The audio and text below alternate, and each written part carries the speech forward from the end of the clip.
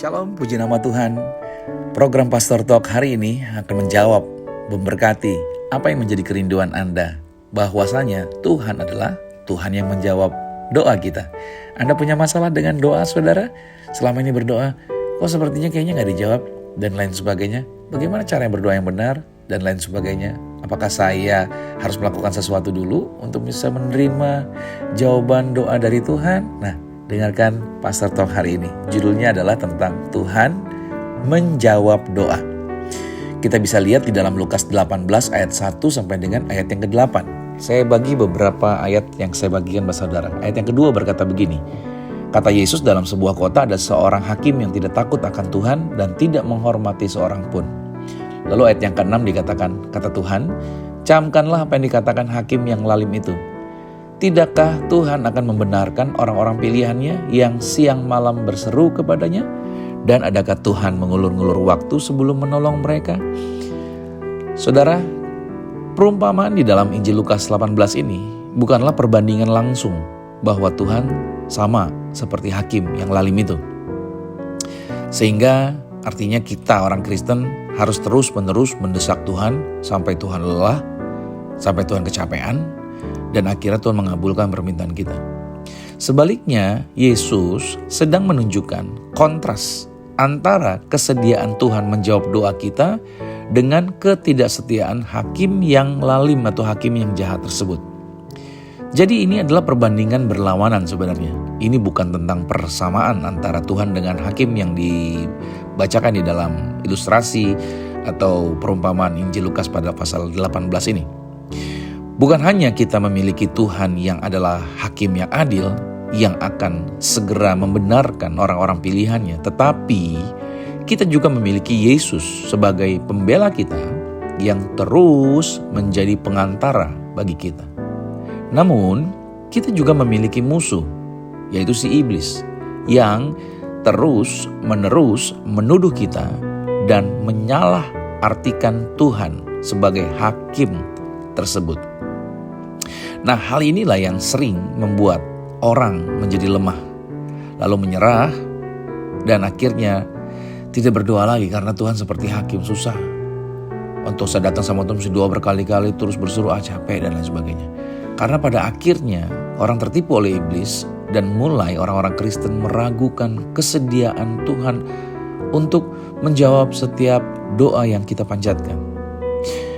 Yesus hari ini sedang menegaskan dari teks ini bahwa Bapa kita bukanlah hakim yang lalim, yang harus dipaksa gitu loh untuk melakukan yang benar gitu kan.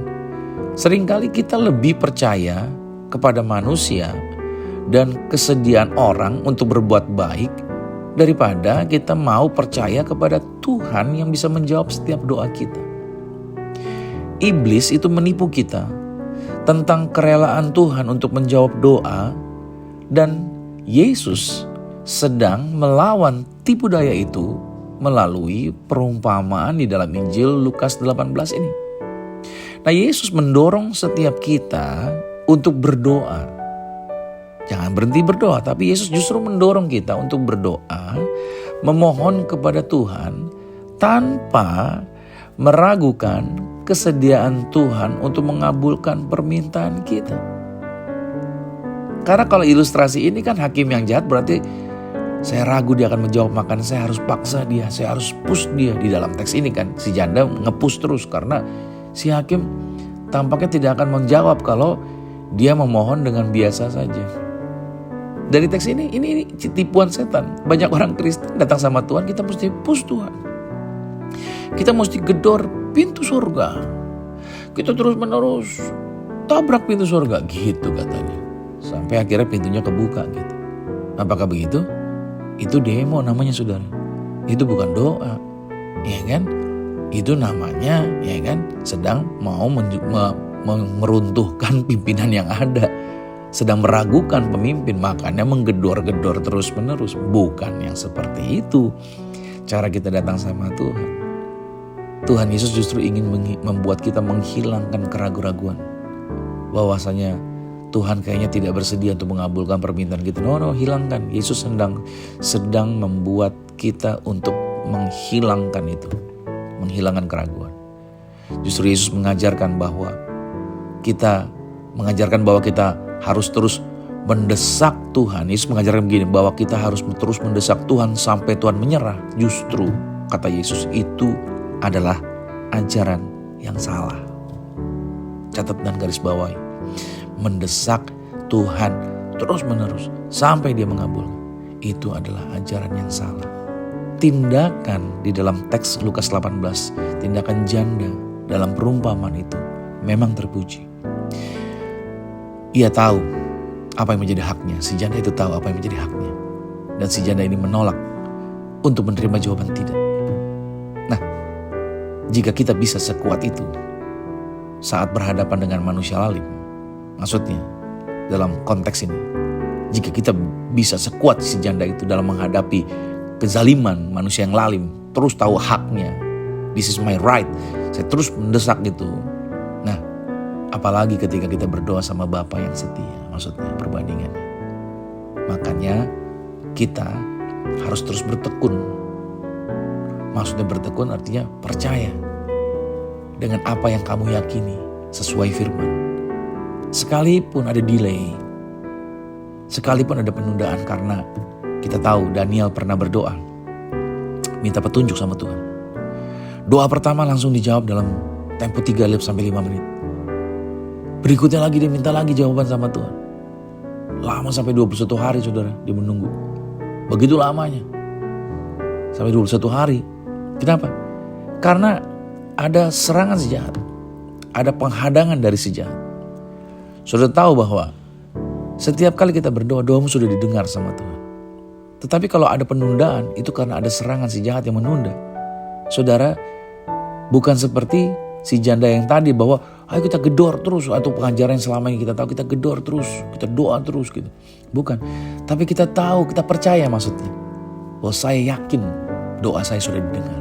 Saya yakin. Dan saya meyakini doa tersebut. Dan saya terus menerus memperkatakan di dalam diri saya. Dalam penundaan itu, karena ada serang si jahat, kita tidak luntur. Kita tidak menjadi lemah. Kalau si jandanya bisa kuat dengan manusia, kenapa saya gak kuat percaya untuk sama Tuhan?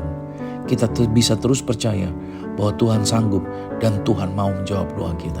Jadi kalau ada penundaan bukan berarti Tuhan tidak menjawab, tapi Tuhan mau kita bertekun terus dengan kepercayaan yang sudah kita ucapkan. Karena apa yang kau percaya, itu yang akan terjadi. Apa yang kau yakini, itu yang akan berhasil. Sebabnya keyakinan kita, kepercayaan kita bukan berdasarkan apa kata media sosial, bukan apa kata teman-teman lingkungan atau orang sekitar. Kepercayaan keyakinan kita berdasarkan apa kata firman Tuhan. Ambil firman Tuhannya, perkatakan firman Tuhan, yakinkan di dalam diri saudara, pegang terus, hafalkan, ingat, perkatakan terus menerus. Maka itu yang akan menolong saudara. Dan percayalah, jawaban doa saudara sudah disediakan Tuhan. Tuhan menjawab doa saudara. Jadi jangan ragu lagi. Kalau si janda tadi bisa menghadapi kelaliman daripada manusia, ingat baik, hari ini kita belajar bahwa kita bisa punya kekuatan yang lebih untuk berharap sama Tuhan. Si janda aja bisa berharap sama si hakim itu dan dia berhasil. Bagaimana kita dengan Tuhan yang baik, kita gak percaya sama dia akan menjawab doa kita. Dan lagi, kita bukan menjadi seperti janda tadi yang seperti orang yang diajarkan doa hari ini. Gedor terus gitu. Bukan. Menggedor itu artinya karena kita gak yakin dia jawab doa kita atau enggak. Itu menggedor. Tapi sekarang kita menjadi orang Kristen yang percaya, berdoa dan memperkatakan terus dalam diri kita. Ingatnya, kita bukan menggedor pintu sorga. Kita bukan orang demo, ya itu mendemo namanya saudara. Kekristenan bukan mendemo, bukan merontokkan gitu. Bukan, kekristenan bukan doanya seperti itu. Doa yang brutal gitu ya kan. Bukan seperti itu, tapi doa yang percaya dengan memperkatakan firman. Dasarnya semua adalah firman Tuhan. So, jangan berhenti berdoa. Apa yang menjadi doa Anda hari ini? Ayo, ambil firman Tuhannya, berdoa, perkatakan. Dan jadilah Anda menerima jawaban yang Tuhan telah sediakan. Percayalah ketika Anda doa hari ini, doamu sudah didengar. Walaupun ada serangan, ada gangguan dari si roh jahat, tetap percaya. Doamu pasti terjadi. Selamat beraktivitas dan Tuhan Yesus Kristus memberkati saudara. Shalom.